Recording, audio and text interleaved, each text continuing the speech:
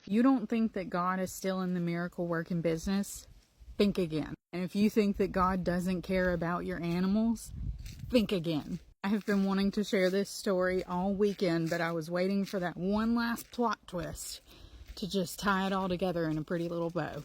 So many of you know the story of my horse, Buddy. I had wanted a horse since I was 7 years old, and then one day God just dropped him on my doorstep, and somebody gave him to us completely for free, and he has just been the absolute best horse there is. If you haven't seen those videos yet, you can scroll back a little bit and see that whole story. Well, on Thursday, I came home and I found Buddy not acting like himself. His nose was like really running, and he wasn't eating or drinking, and he was just acting really stressed out. I was pretty sure that he was choking on his food. And you know, for horses, choking isn't as much of an emergency because their esophagus and their windpipe are separate, so they can still breathe. It's not like with humans where you can't breathe. And most cases of choke will like work itself out on their own within, 30 minutes to a couple hours. And he had done this once before, and it just kind of worked itself out within 10 minutes. So I thought, well, I'll just watch him for a minute. Only this time he did not get better. He was getting more and more stressed out as the time went along, and he wasn't eating or drinking. He was getting really dehydrated, and I was starting to worry. So then when my husband got home, I was like, babe, we got to do something. Like, he has been like this for a few hours.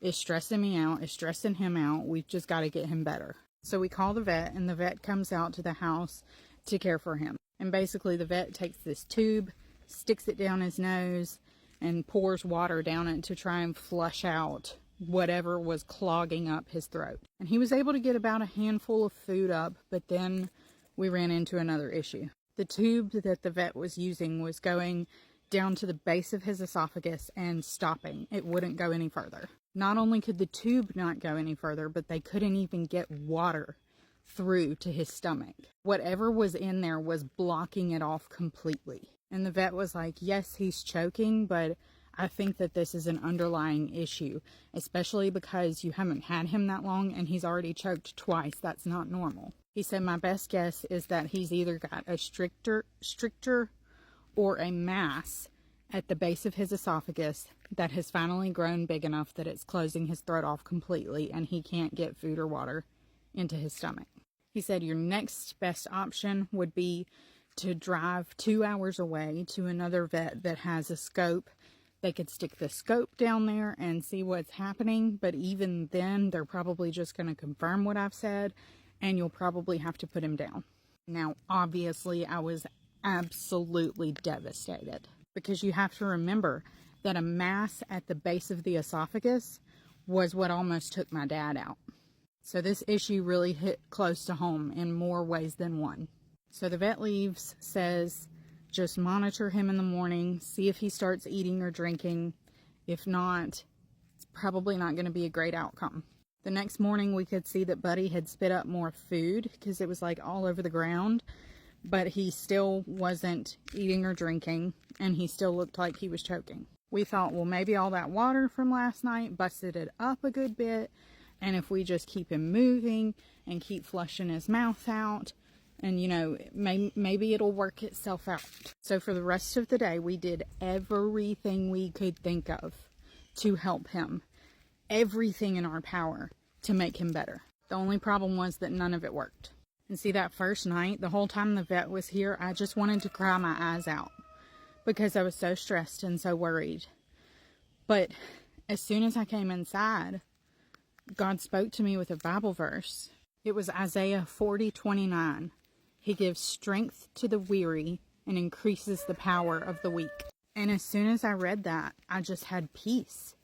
Like, God just gave me so much peace, which is not normal for me in a situation like this. And over the next couple of days, he kept telling me, Caitlin, you asked to learn about healing. This is an opportunity. I will not let you fail. I will not let you fall. I will not fail you. He is going to be okay. By Saturday, Buddy was really dehydrated and just getting really lethargic. And honestly, he smelled like death. And that whole day, I just kept saying, God, I believe what you've told me. I believe that I'm hearing from you. But at the same time, I can't just watch him suffer forever. I have to make a decision soon. Saturday night, I was just spending time with Buddy, and I was just comforting him and loving on him and crying out to God to save him, because there was nothing else that we could do. And as I was loving on him, he wrapped his head around me, like hugging me back, you know. And he didn't want me to go inside. He followed me to the door, but I had to take care of my kids. But I told him that I would see him in the morning. And I promised him that I would not leave for church without saying goodbye to him first. Except when I woke up Sunday morning, he was nowhere to be found. He had completely vanished. And now we have 24 acres, but he was not in any of his usual spots. He was not in the pasture. He was not in the pen. He was not by the pond. He was not on the trails, nowhere. And we didn't really have enough time to go find him because we had to leave for church. And we were going to be gone all day because we had to celebrate my dad's birthday dinner last night. And on the way home, God was talking to me, and he was like, Caitlin, you can be angry. You can shake your fist at the sky. You can ask me why this is happening. You can yell. You can lose your mind, but just not yet. He said, I just need you to hang on a little bit longer. So we got home, still couldn't find Buddy anywhere. Our donkey and our mule were in the yard, but Buddy was nowhere to be found. So I just took a deep breath and I said, all right, God, I trust you. And I went inside to get a bath. Maybe 10 to 15 minutes later, my husband comes running in the house and he says, Caitlin,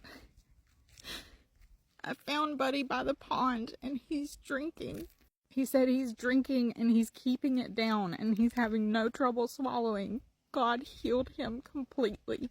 Of course, I immediately ran out there, and had to see him. And sure enough, he was drinking out of the pond and he had perked up, he was back to his old self. He wasn't acting lethargic or dehydrated anymore. He was back to his old self. And this morning, he started grazing again. He's been eating all morning. He's been drinking all morning.